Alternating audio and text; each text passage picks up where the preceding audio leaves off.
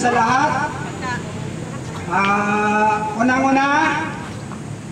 kami ay nagpapasalamat sa lahat ng dumalo at nakikiramay sa mga katutubo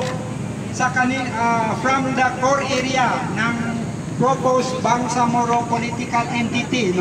at saka doon sa mga katutubo na nagmula sa adjacent area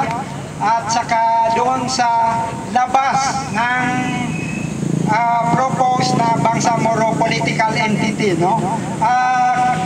ngayon ay katatapos lang ng ating ginawang tula, bungkas itungan, Ang pinaka-objective natin sa ginawa nating ritual ay para maliwanagan sana, yung lahat ng nalilito sa usaping ito, sapagkat alam natin na napakaraming posisyon mula sa iba't ibang grupo na pinaabot sa ating mga